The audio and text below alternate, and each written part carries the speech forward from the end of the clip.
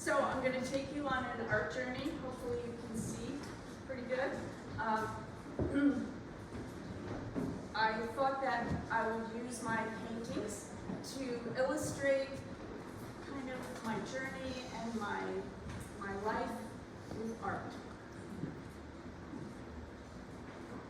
So my journey began, as the slide says, long before I ever called myself an artist. And I'll just say this is a painting that I did of me that came from a black and white photograph that we had in our box of family photos. And so I interpreted it in color, just how I thought it might have been. And I was the first born, and I was the only child for 6 years. So you can see why all the focus is on me, right? This is another family photo of me and my grandmother. I always had a lot of encouragement with my art making, not in an over-the-top sending me to programs or anything. We didn't do that back in the 1950s and early 60s, but people always patted me on the head and said, "Oh, that's really nice." And that's all it took for me to feel encouraged to keep making art, to keep drawing and coloring and cutting things out and making things. This is a picture that my father took the photograph. This also was a black and white photo. And I thought it was really funny because he always cut off somebody's head. And so his mother, my grandmother's, her head's cut off, but I kept it that way. I didn't, change it because I just thought it was amusing. And the dog came rushing into the picture. It wasn't supposed to be there, and I thought that was funny. And some of you may remember, if you're old enough, I'm wearing my Dale Evans cowgirl outfit, which was a pretty big deal. Yes, I was. So, and I really had a great childhood. And that's me. And you can tell my mother really was a saint, because how did she get those perfect curls? Well, we know how she got the bangs, because that was the bowl, thing. But how did she do that? I don't know. But I had a great childhood. And I did this painting, it's called The Wonder Years, because it just kind of represents sort of how I feel about my early years. Very stable, very, I was really lucky. I had plenty of time to play. I had plenty of nice, beautiful things and beautiful times in my life growing up. As a matter of fact, I liked my childhood so much I actually didn't really want to grow up. And this is really the truth. I did this painting. It's called "I Won't Grow Up," and any of you who remember the songs from Peter Pan will know that reference. But my mother always said I was kind of a late bloomer because I didn't really want to stop playing with my dolls, even when I was 12 years old, and it got to be a little embarrassing, even for me. So, but I really just loved to play. But my parents, I did make it through high school, and my parents gently encouraged me to go to college. They didn't put a lot of pressure on me. Not too many people in my family had gone to college, so my dad had. And I really didn't want to go, particularly. I was just like so naive. And the only reason I think I went was that my best friend from high school got into the same college that I applied for, and we got to be roommates for our first year. And that's probably what helped me go. So I'm trying to describe how I was, which was really pretty timid and kind of afraid of things. But I did go to college. I majored in art, but becoming an artist seemed really scary to me. As I got studying art and went to art classes, I realized that I had no plan or no way to figure out how I would be an artist and make some money to live on. And they didn't really teach you that much of that, in college back then. And hopefully they're doing better now. But because there was a structured program for becoming a teacher, I decided to get my degree, I switched and got my degree in early childhood education. I thought that would be easy. and if you heard teachers will know that it's not easy. It's a hard job, but it was a great job. I love little kids. I particularly fell in love with kindergartners when I was doing some student participation in the schools, and that's what I wanted to teach. And in fact, I did get to do that. My first job, I taught kindergarten for I think 22 years. I also taught first and second grade and a few other things that were thrown in there, but mostly kindergarten was totally my favorite, right? But 32 years really earned me this gold star, I have to say. During those 32 years, I kept drawing. I would take maybe a little drawing class that they were offering at the high school or something to just keep my hand in the game. And I did a lot of art with the kids, which was fun.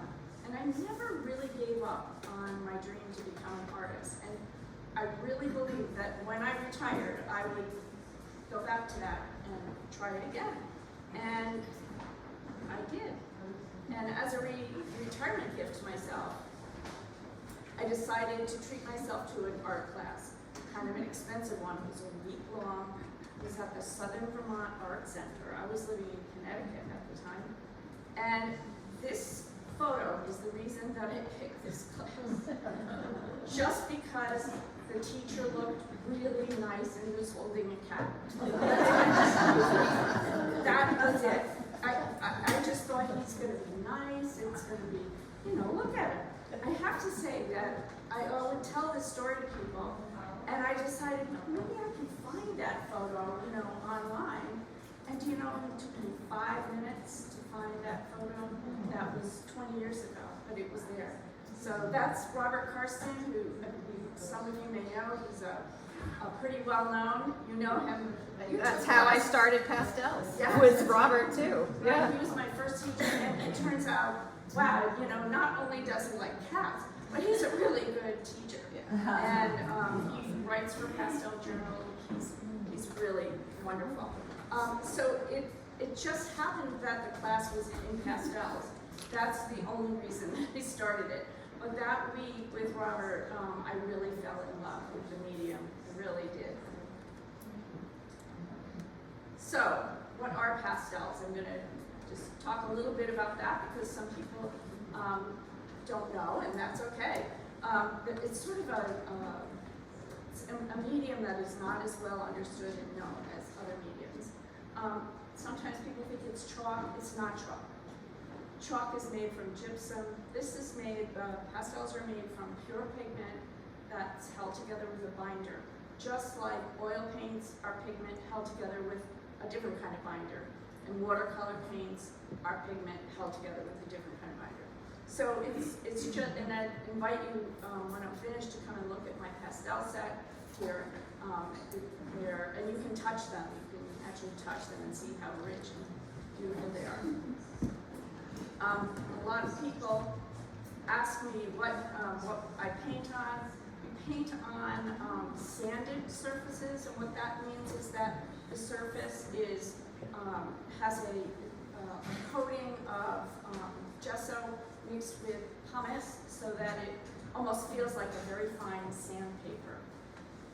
So you can get that in a board as well. I'm painting. I started a painting here that is on a board. It's the same thing. It's got a sanded surface. So what's so great about a sanded surface is that it holds many, many layers of paint, and we call it paint even though it's a dry medium. So it holds many layers, and that's great because you have to mix the colors on the surface. You can't mix the colors, on a palette. So it's good to be able to. And this is how fast I paint. I am so. What this is showing is me working with a small piece like this, and if you think of that as about like the width of what like a paintbrush is, And so you don't paint so much with the tip, but with the side. Though you can use, you know, whatever. But you can see what I'm doing is I'm applying layers. This is the first layer. And in a second I'll show you the finished painting. So that was a lot of layers, and I don't know if you noticed, but on the right-hand side of the vase, I had started to put in like a yellow, and then I changed my mind, and I didn't want that. And it just shows you how many layers you can, you know, put on the surface, that I could cover that up. So pastel paintings have to be framed under glass, and most artists use the UV protected glass, which is, you know, kind of expensive, but really worth it. And also a little spacer that keeps the pastel from touching the glass. Okay, back to me. Some of you may have heard this, this phrase, all I really need to know, I learned in kindergarten. It was from an essay by Robert Fulghum, and he also made it into a book. And he used kindergarten as an analogy for how we can handle our problems, our differences, learn to share. You know, it's really a really nice thing that he wrote. Well, I learned most of what I needed to know from kindergarten too. Kindergartners really taught me to appreciate beauty in everyday things. The kindergartner's eyes are full of wonder at everything they see. And I appreciate my time with them because it really enhanced my ability to see things around me. I like painting everyday things, buttons, toys. I had many a tea party with kindergartners, and that taught me that I wanted to really celebrate times shared with friends. And there's some friends here that I know I've shared a cup of tea with from time to time. So this is what I guess what I'm trying to say is that these things really informed what I chose to paint. What really seems almost sacred to me are these very simple, everyday things. Lots of tea parties. Little bouquets in a jelly jar, you know, for the teacher. I just love that. I got so many. And I was thinking about this the other day. Dandelions in a sweaty, grubby little hand from recess, you know, for the teacher, for you. Just so beautiful. So I think that taught me to treasure nature's beauty, as it says, to love flowers and gardens. I paint a lot of flowers, and I didn't even realize how many paintings I had of flowers until I started archiving my work a couple of years ago with some student interns that were working for me, and I was kind of amazed that I had so many paintings of flowers. Oh, and of course, those paintings also shows another thing that I love to paint, which is glass. I really love painting glass. Kindergartners really taught me to, as I said earlier, to see beauty everywhere, to see beauty in the everyday moments and things. Cozy corners. I always had a cozy corner in my classroom. It was a place with the pillows and the books, and it was a quiet spot where kids could choose to go and just be cozy. Well, this is a painting of my guest room in my home. Nap time, that was a real favorite. Not for the kids, but for me. I love nap time. I taught full day kindergarten, and I would have 25 plus kids in a class.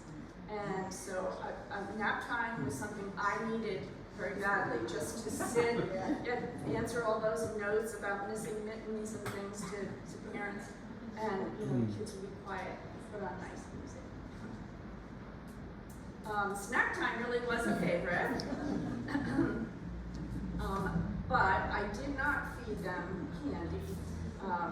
I did provide a lot of healthy snacks. I took a lot of field trips with my kids, and I grew up in a suburban area. So I taught in rural Dutchess County, New York, and it was a lot like around here. Lots of fields and cows and barns, and it was very, very similar, really beautiful. And that was actually new to me. So I really learned to appreciate that. And a lot of my more recent paintings are of Vermont, which I love. The one on the right is Green Mountains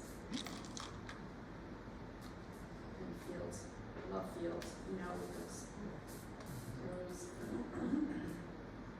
So to sum it up, really I'm drawn to everyday beauty. That's what I paint. Home, gardens. Always wanted to know what was behind that blue door. It's in a big public garden in Litchfield. Flowers, as I said, I love painting flowers. And quiet places where you can read into the painting, I hope, something about the moment, another moment that I saw this. The light coming through the window. I like light. It's another one that I would see in the mornings, and it's just so beautiful to see that light catch the Chinese lanterns just in some places, and some places they're in shadow. Challenging to paint. More Chinese lanterns.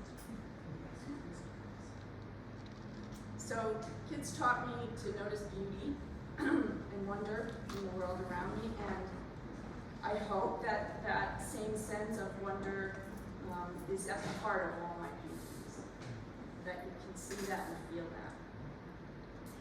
So this is my mission statement: to celebrate the ordinary moments that make life extraordinary. And I also really enjoy offering encouragement through art making.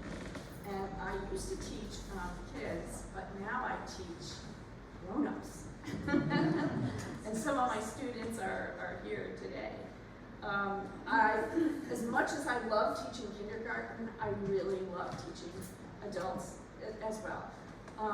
In the first place, I rarely have to tie their shoes or zip their shoes. But, I think when people come to, as an adult, to learn something new, they also have a feeling of wonder. And I don't know, I just love it. I really love it. This is I have to just point this out. This is a mom, son, and grandma that took a private group lesson with me. And so that was really fun. But normally I don't teach kids that much anymore, maybe a private lesson or two. But I do have classes for adults. And I had a brochure, a bunch of brochures that I can't find. I must have set them down someplace crazy and they'll turn up. But anyway, I love to teach, I love to paint. And if you have any questions, I would be happy to answer them.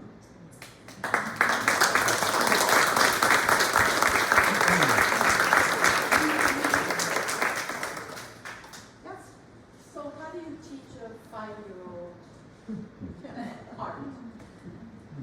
It doesn't take much teaching usually. Like when I used to, when I was a kindergarten teacher, it'd really just be putting the materials out and showing them some ways that you could use. Watercolor is really fun with kindergartners because if you do a wet on wet with watercolor and you wet the paper and then just drop in the paint, it's like, oh, the kids are so excited to see how that color explodes out, So it's usually just materials. With this little boy that I had and his mom, he wanted I knew that he went fishing and a lot, and that he was going to a fishing camp. So I decided that maybe he might like to draw a fish.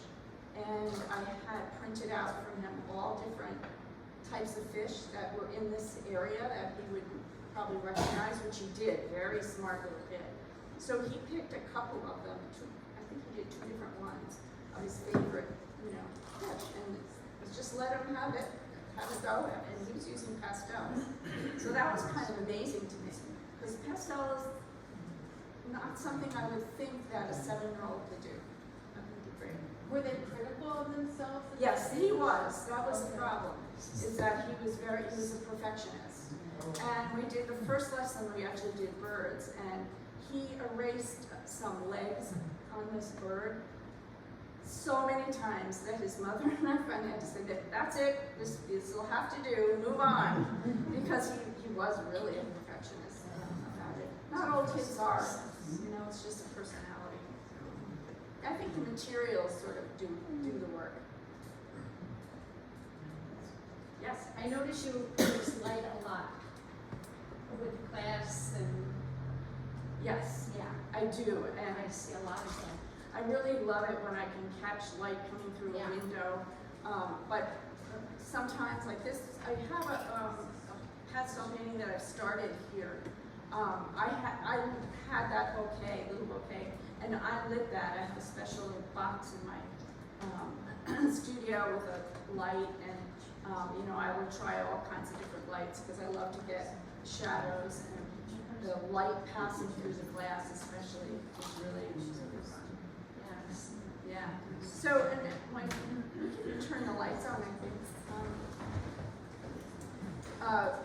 You might want to look at this. This is a painting that I'm just getting started on, and I photographed. You can't even see it, but I have a photograph of just the sketch, and then a photograph of the underpainting that I did in charcoal, getting all the darks and lights. So it's like a black and white version. And then I used the harder pastels to do the first layer. And that's what you're seeing right down here is the first layer is on. I've blocked in the color. Now what I'm going to do next is I'm going to go and I'm going to choose the softer pastels. And I'm going to, this is my roadmap, and now I can, make it brighter and bolder and more interesting. But that's kind of the process that I use, and it serves me well. Yes. The top right one, do you do it on top of that, or that's just? Right on top of So you it. start out with the charcoal, then you add the color? Yes. Okay. So those two show the 2 stages, and this is a pastel board that was a mid-tone gray. So in the second one on the top, you can see where I've added the darks, and then I pulled out a few of the lights, just with the light gray. But you did the same one bigger for the bottom one? Yeah, these are photos I took of this one. Yeah, and I just thought then you could see the kind of the layers. This is the first layer of color, and it's going to change a lot. It'll be richer, but basically my roadmap is there, and that's the hardest part. Yes. So do you put a fixative over your charcoal value study? No, you don't actually have to. You don't have a problem with it dulling out or No. colors picking up? Right. I use fine charcoal, and fine charcoal, I don't know, it's magical. It just, you can go on top of it, it doesn't affect anything. It's pretty amazing. It would be different if you used a harder charcoal. I think that might be more difficult. But fine charcoal is my go-to. Yeah. I was just going to comment on your monochromatic. I like that as well. Just the black and white version. Yes, and hopefully when I do the black and white version, I like it too, because if I don't like it, then why bother going over it in color? So that layer is really important. And so that's when I really, really look, where is the shadow, where is the light, how does the green change, like the green on the glass. When there's water in it and when there's not water, they're different. The glass also in the water distorts what's you're seeing through the glass. If you come up, you can probably see it gets a little wobbly, and sometimes it changes. That's fun. I love doing that part. Yes. So, like, flowers like that or some of the other ones you had, do you work directly from the live specimen, or did you take a photograph, or, are you able to work quickly enough, because flowers fade fast. I know. A lot of them do. I And know. then the lights all messed up, and It's true. It's hard. difficult. I always take photographs, and very often, the photograph will help me get it on my paper or board more accurately than if I'm looking at it. In other words, it kind of contains it nicely, so I can get that sketch in. Ideally, I'd like to be, when I get to this point, I'd like to be looking at the real thing. But like you said, they faded, sometimes it's hard to get the same light. So, but I'm not really trying to copy the photograph, I'm trying to make a painting. And a painting is better than a photograph. Painting has got loads of interesting colors that you're gonna find. When I get done with that fabric, that doily, which was, an off-white in color, that there's gonna be blue in the shadows, there's gonna be some pink. It's gonna, but it's gonna look correct. But that's what makes it. So I do work from photos. I do work from photos for landscapes because I kind of outgrew plein air painting. It's too much. The last time I did it, it was like it had to be 100 degrees, and then not the black flies, the horse flies started happening. So I said, this is not for me. So, but I like to take my own photos of, landscapes, of course. Anything else? Yes? How long does it take you to do an average picture like that?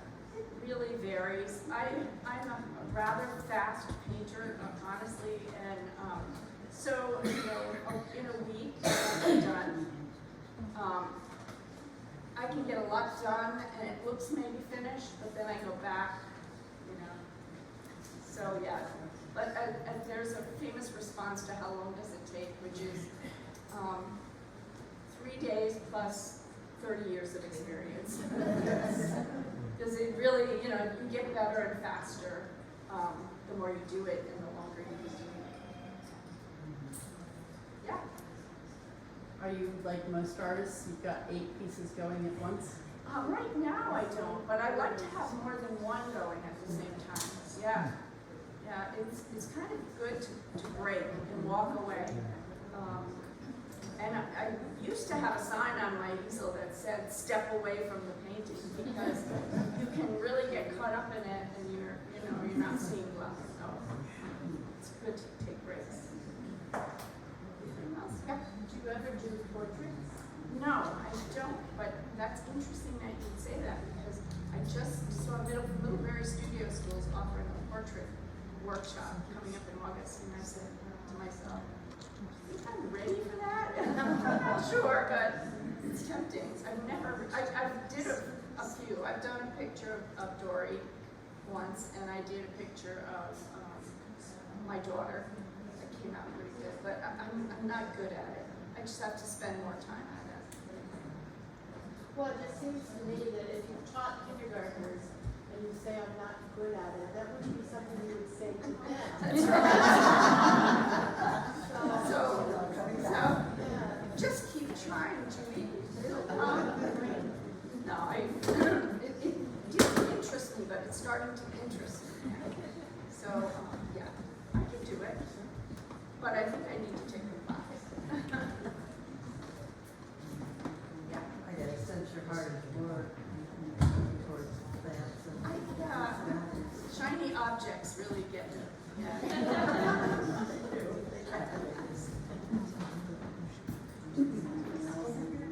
Oh, yeah. About how many layers